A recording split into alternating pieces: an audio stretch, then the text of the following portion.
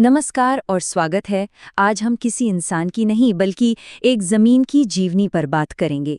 एक ऐसी ज़मीन जो इंडियन हिस्ट्री की बड़ी कहानी में हमेशा हीरो रही है, जहां हमारे सबकॉन्टिनेंट की किस्मत बार बार लिखी गई।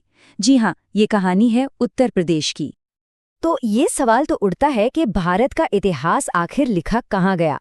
अगर हम सबूतों को टटोले ना, तो जवाब हमें एक ही खास इलाके की मिट्टी की तरफ ले जाता है। चलिए इस टाइमलाइन पर एक सरसरी सी नजर डालते हैं। 8000 ईसा पूर्व में पहली बस्तियां और वहां से लेकर 1947 में आज़ादी तक आप देखिए, हर अहम मोड़ पर ये जमीन कहानी के बिल्कुल सेंटर में रही है। तो चलिए अपनी कहानी का पहला चैप्टर शुरू करते हैं। हम चलेंगे बहुत पीछे, इस इलाके की गहरी प्रागैतिहासिक जड़ों तक, उस वक्त तक जब इसका नाम उत्तर प्रदेश तो क्या कुछ भी नहीं था। ये जो आर्कियोलॉजिकल सबूत मिले हैं ना, ये बताते हैं कि ये इलाका कितना पुराना है। सोचिए, प्रतापगढ़ में 8000 साल पुराने इंसानी कंकाल और लहुरा देवा में चावल की खेती के सबूत, जो दुनिया के सबसे पुराने सबूतों में से एक हैं। और सिनौली के बारे में क्या कहें, वहां जो 4000 साल पुराने रथ मिले हैं, उन्होंने तो हिस्टोरियंस को भी हैरान कर दिया। ये इस बात का इशारा है कि यहाँ एक बहुत ही सोफिस्टिकेटेड वॉरियर क्लास रहती थी। मतलब ये सिर्फ छोटी मोटी बस्तियां नहीं थी, ये एक डेवलप्ड सिविलाइजेशन का सेंटर था। अच्छा, अब थोड़ा आगे बढ़ते हैं, उस दौर में चलते हैं जब ये जमीन नॉर्थ इंडिया का पॉलिटिकल सेंटर ऑफ ग्रेविटी बन गई। वो जगह जहां बड़े बड़े साम्राज्यों ने जन्म लिया। प्राचीन भारत में 16 महाजनपद थे, मतलब 16 महान साम्राज्य। और उनमें से जानते हैं कितने यहाँ थे? 1, 2, 3 नहीं, बल्कि पूरे 8 महाजनपद इसी जमीन पर थे।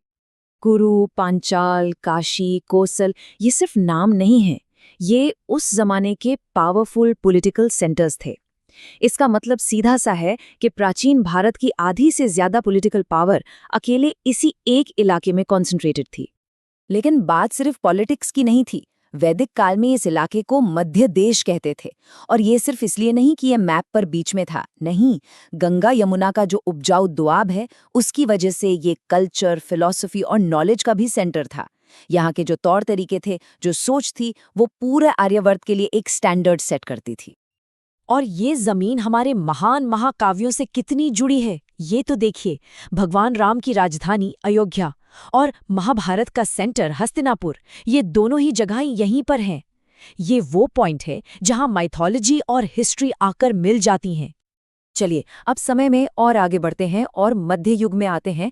देखते हैं कि कैसे ये इलाका अलग अलग साम्राज्यों का एक तरह से जंक्शन बन गया और नई नई संस्कृतियां यहाँ आकर घुलने मिलने लगी, खासकर सल्तनत और मुगल दौर में। और यहाँ एक बहुत बड़ा फर्क देखने को मिलता है। एक तरफ दिल्ली सल्तनत थी, जिसके लिए ये एरिया मेनली एक मिलिट्री कंट्रोल पॉइंट था, जैसे कि कालपी पर कब्जा करना। लेकिन दूसरी तरफ जब मुगल आए, तो उनके लिए ये सिर्फ एक जीती हुई जमीन नहीं थी, ये उनका घर था, उनके रॉयल कल्चर का दिल था। और उन्होंने आगरा और फतेहपुर सिकरी जैसी शानदार राजधानियां बनाकर इसे सजाया भी। और उस शाही कल्चर की विरासत, वो तो आज भी हमारे सामने है। आगरा का किला, फतेहपुर सीकरी और जाहिर है ताजमहल। ये सिर्फ पत्थर और संगमरमर की इमारतें नहीं हैं, ये उस दौर की निशानी है जब इस जमीन की पहचान पूरी दुनिया के नक्शे पर हमेशा के लिए बन गई।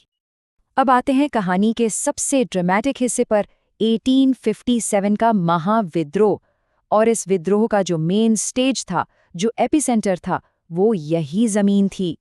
जरा सोचिए, 1857 की वो पहली चिंगारी जिसने ब्रिटिश एम्पायर की जड़ों को हिलाकर रख दिया, वो आखिर भड़की कहाँ से थी? मेरठ। बस एक शब्द, लेकिन इसका असर बहुत गहरा था।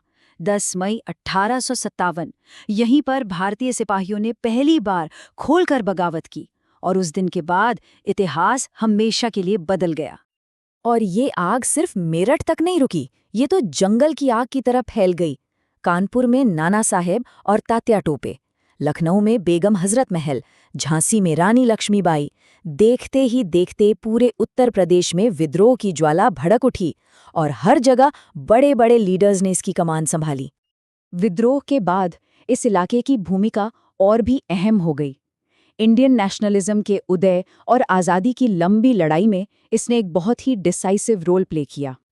1857 के बाद ये इलाका पॉलिटिकल एक्टिविटी और नए विचारों का हॉटबेड बन गया। पहले तो कैपिटल आगरा से इलाहाबाद शिफ्ट हुई, फिर अलीगढ़ और बनारस में बड़ी बड़ी यूनिवर्सिटीज बनी जहां से भविष्य के लीडर्स निकले। साथ ही अवध किसान सभा जैसे किसान आंदोलनों ने आम लोगों को भी फ्रीडम स्ट्रगल से जोड़ा। और हाँ, 1916 का वो ऐतिहासिक लखनऊ पैक्ट भी तो यहीं हुआ था, जिसने आज़ादी की लड़ाई को एक नई जान दे दी। और इस इलाके का नेशनल मूवमेंट पर कितना असर था, इसका सबसे बड़ा उदाहरण है चौरी चौरा की घटना। सोचिए, गोरखपुर जिले के एक छोटे से गांव में एक हिंसक झड़प होती है और उसकी वजह से महात्मा गांधी पूरे देश में चल रहे नॉन कॉपरेशन मूवमेंट को वापस ले लेते हैं। एक छोटी सी जगह का इतना बड़ा असर। यही नहीं, जब 1942 में क्विट इंडिया मूवमेंट शुरू हुआ तो देश की सबसे पहली पैरेलल यानी इंडिपेंडेंट गवर्नमेंट कहाँ बनी? कहीं और नहीं बल्कि उत्तर प्रदेश के बलिया में चित्तू पांडे की लीडरशिप में। एक बार फिर ये साबित हुआ कि रेवोल्यूशनरी एक्शन में ये इलाका सबसे आगे था।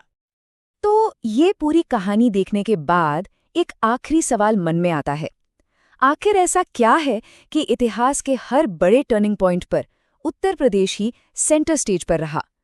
शायद इसका जवाब इसकी खास ज्योग्राफी, इसके कल्चर और इसकी पॉलिटिकल डेस्टिनी में कहीं छिपा है। ये एक ऐसा सवाल है जिस पर सोचना तो बनता है।